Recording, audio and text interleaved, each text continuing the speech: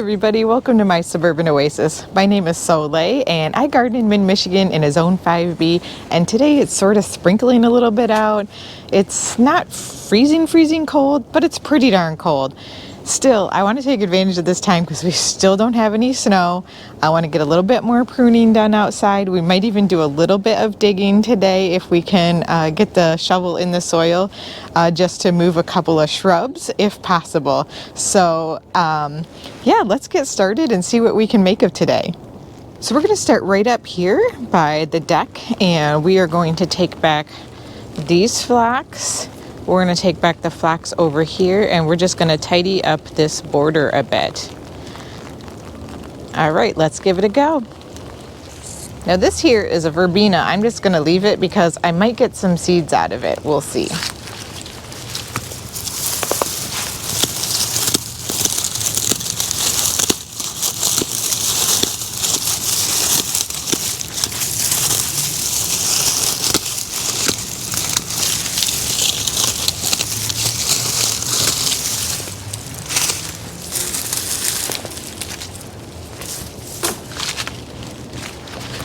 So this year in Michigan, we are having the smallest amount of snowfall that we've had in a really long time.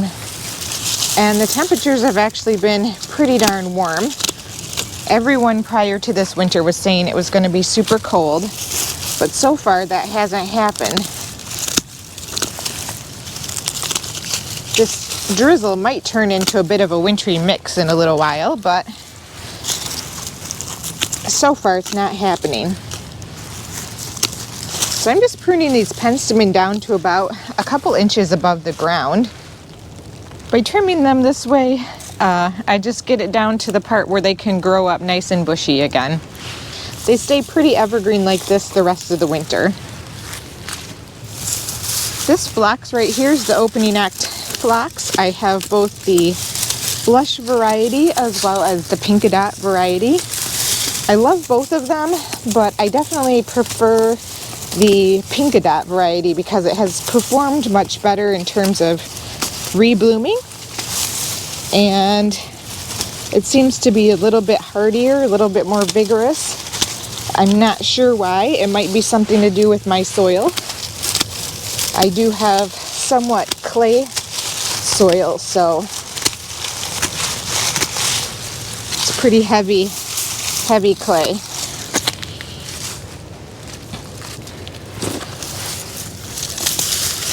These are not contributing much at all to the winter interest at this point. They're all kind of turning black. And as you know, I have phlox kind of throughout my garden. So I've got quite a bit of it to prune back.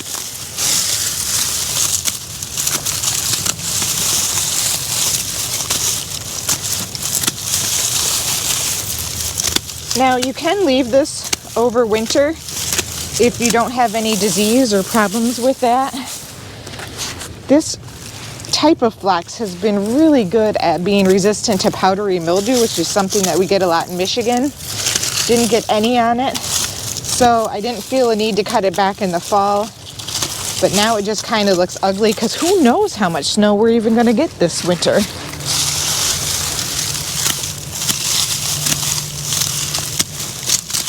If you're in a really cold climate like zone 3 or something though, it might be possible that you want to keep some of the foliage over the top to help protect some of this new growth. Because if you look at the base here, you can see the new growth just waiting to burst forth when it becomes warmer outside. So if you leave the plant above it and the snow falls on top of it, it can help to provide an insulating layer. I also have some asters in here that have some seed heads on them. I'll just shake those off because if they sprout up in here, that'll be fun to see if we get some. And a little bit more penstemon.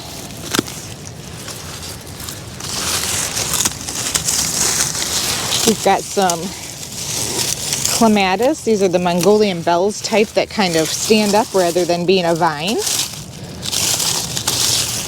So cut those all the way back. A few more phlox here.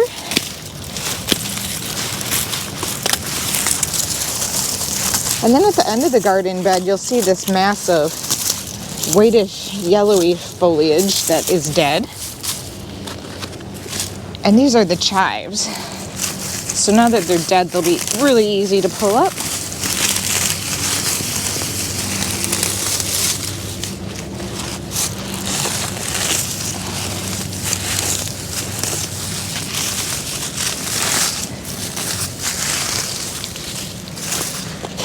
Got another penstemon here on the end.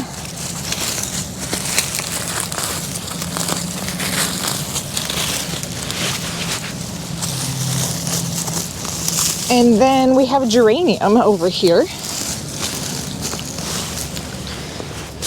And when I say geranium, I mean actual geranium, not the pelargoniums. These are the, I believe this is the Johnson's Blue variety. So I'm just cutting this back towards the crown as well. Now this could be a bit of a spot where insects might have a little bit of a home for the winter. So if you're concerned about that, go ahead and leave it. It's not going to do any damage. I'm just doing it now because I have so much plant material in my yard, in my garden, that it's helpful to kind of get this head start on things.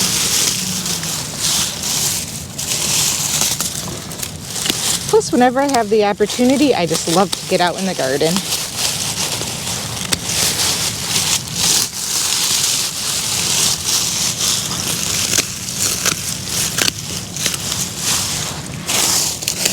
This may need a little bit more pruning in the springtime, but a lot of this will just kind of die back a bit.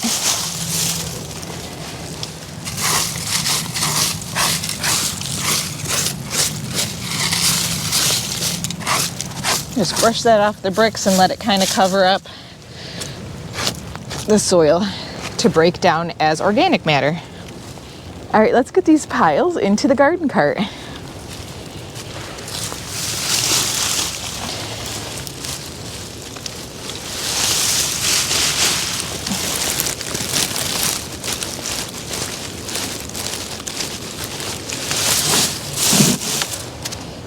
And let's find out if the ground is frozen. We're gonna go see if we can move these plants.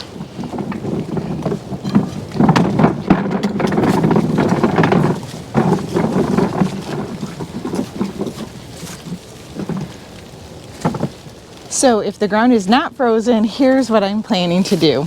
I plan to dig out this sedum right here and replace that with this Weigela shrub that is behind it. Now if you follow my channel, you know I have a statue of a lady's head that's right here that I like to plant, but I really want to bring these forward a little bit further if I can, just to continue to get them sun, because as that pinky winky hydrangea right here begins to grow further and bush out, it will continue to block some of the light. So it just gets like 6 hours of morning sun, which is fine, but not quite ideal. So let's see if we can do this.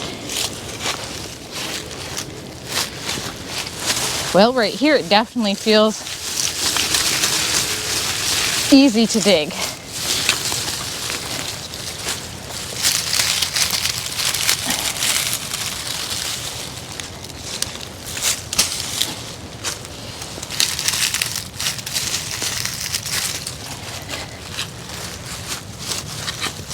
I want to make sure and get the whole plant out though, because even small parts of sedum can continue to grow back from very small cuttings. And this sedum could be divided up, as you see already, into quite a few different plants. All right.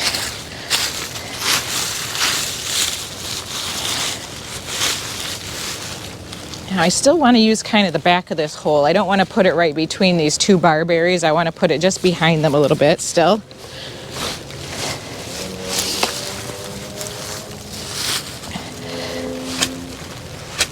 And I planted this Rainbow Sensation Weigela last year, so it shouldn't be really hard to dig out.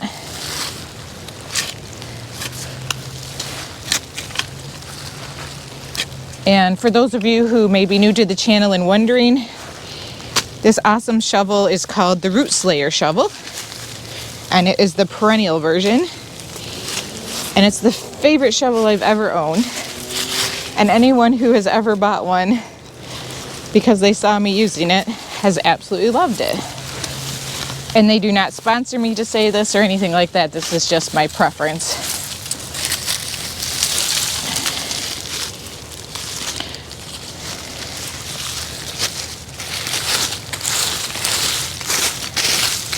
We're just going to kind of backfill that hole.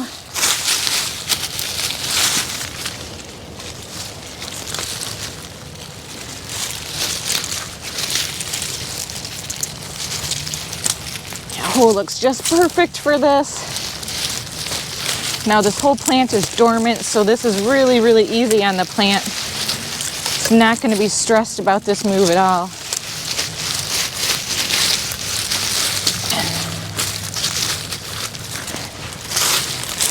In fact, in the long term, it should be much happier in this spot than where it was.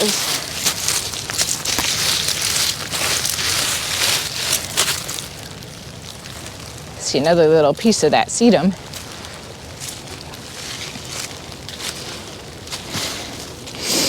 All right, and finally with this and that, I want to really just move them up about 6 inches, so it's not very far, but that's the kind of thing that us gardeners do, right?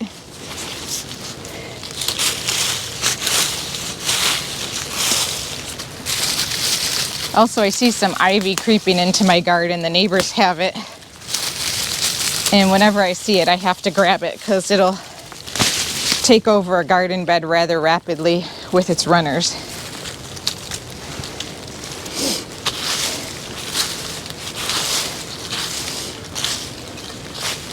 So I'm going to need to take this iris out just to make room for this hole.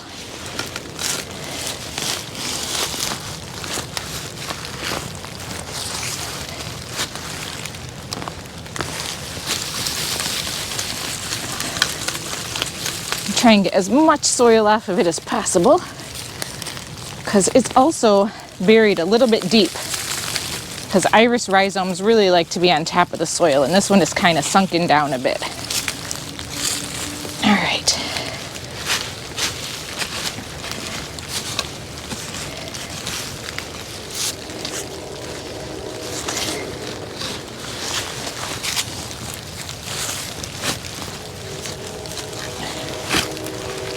I have tons of arborvitae roots in this area to contend with, but as I stated before, the soil in this garden bed is pretty darn good. And these here are little lime hydrangeas. They have actually been in the ground for about 1.5 years, I want to say.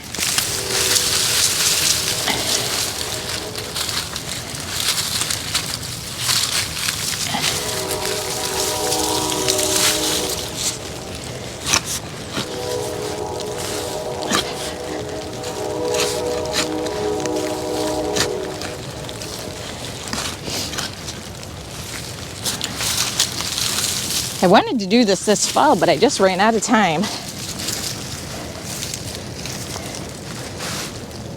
All right, let me stand back and make sure the spacing is right because I want these to be slightly behind that Weigela bush. All right, so this is not really going to be on center.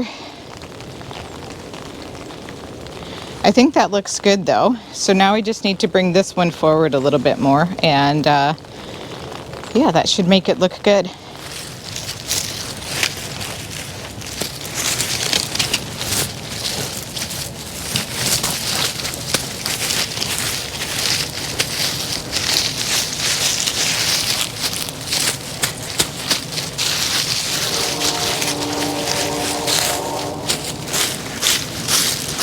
And because I'm planting when this is dormant and moving it at this time, we really don't need to do anything with fertilization.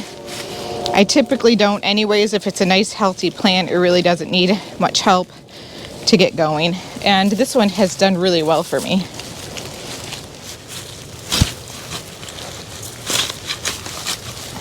All of this movement also, besides just kind of filling out the garden in the way that I want it to is to help to hide these utilities that are behind me. This is a heat pump for our pool. And, you know, everybody's got something, whether it's your air conditioning unit or your electric box or your gas meter. And I like to use as much of my garden coverage as possible.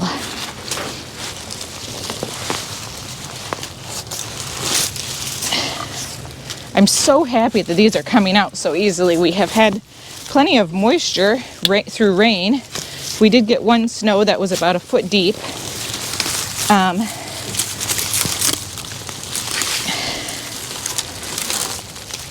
But that is really what's making some of this digging so much easier than it would be otherwise.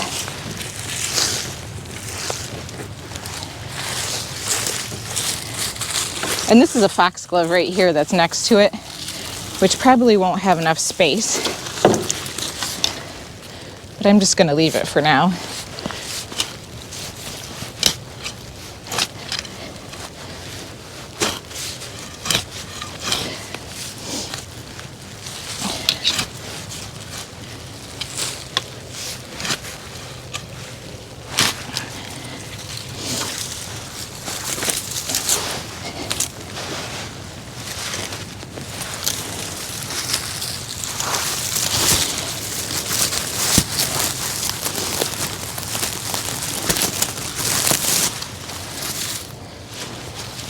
Okay, I think this one looks good where it's at, but the Weigela does, now that I'm putting this in and I'm looking at it, does need to space over just a few inches to the left. So thank goodness this soil is so easy to work in.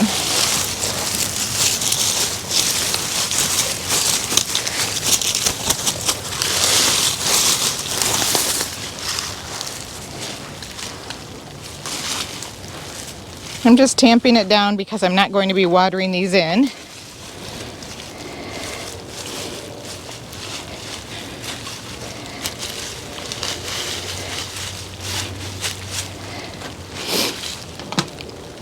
All right, let's try this again. Move the iris.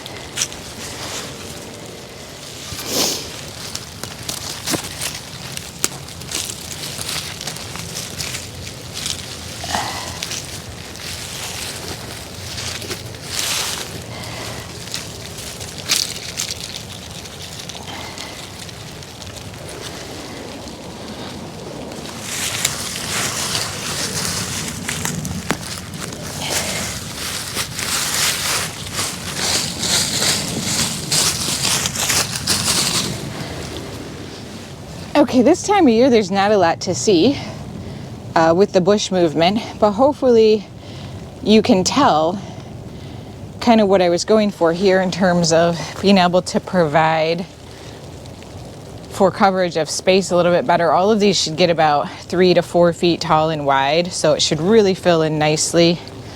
And these arborvitae should be a really nice screen for the back here. All right, let's go do a little bit of trimming in the front garden that I wanted to get done as well.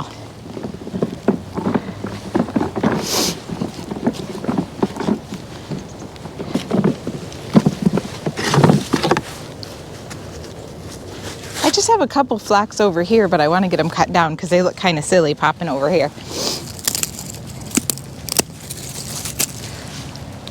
Again, just cutting them straight down to the base. There's a little bit of hosta foliage on here as well, so we'll grab that up. Just to tidy up this garden bed. It really doesn't take much. You guys, the hellebores are starting to bloom really well. I showed them to you in one of the recent videos, but check them out today. Aren't these beautiful? Look at these. Just so white and pretty. Now, if you want to cut these, you can cut them for cut flowers. You can float them in a bowl. They look beautiful. We've got some over here and over here, so quite a few patches of them. And these are all grown from the original plant, which is that one right there. I just have some hostas in this bed that I'm going to clean up. They weren't quite ready for it when I went through and cleaned up hostas this year, but now they are completely dead and have died back. So these little random sticks can be picked up. And then we have some Monarda in front here too that I want to cut back.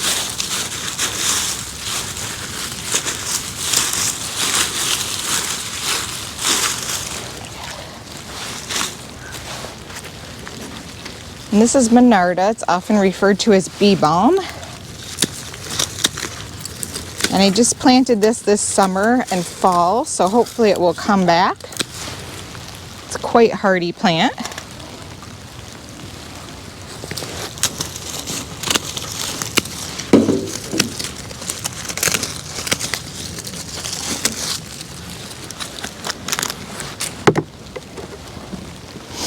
And then we just have some phlox right here as well that I want to cut back.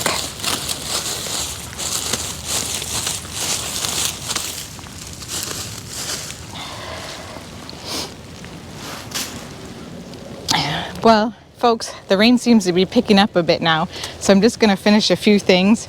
Definitely won't be finished completely with tidying up the garden, but here we have a lemon jade sedum.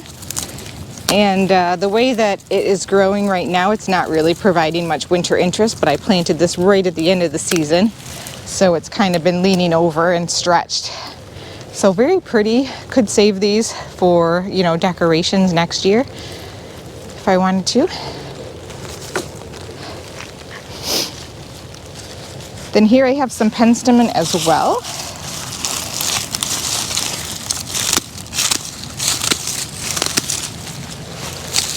And I'm just going to show you how, if I wanted to collect seed, you can see those little heads, I could pop them open and take the seeds out and grow more. They're pretty easy to grow from seed. I have a couple mums back here.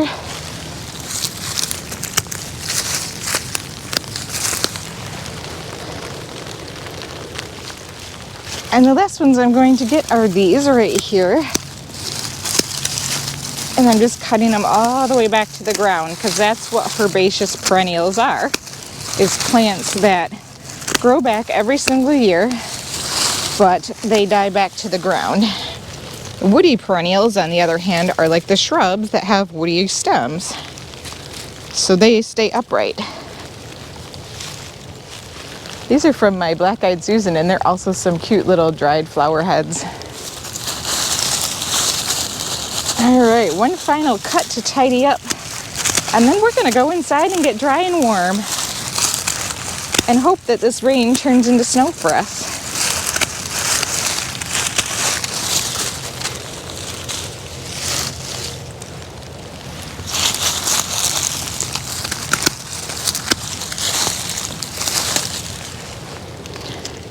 All right, well, we're gonna call it a day. I hope you guys enjoyed this video and are enjoying your winter in 2023 so far.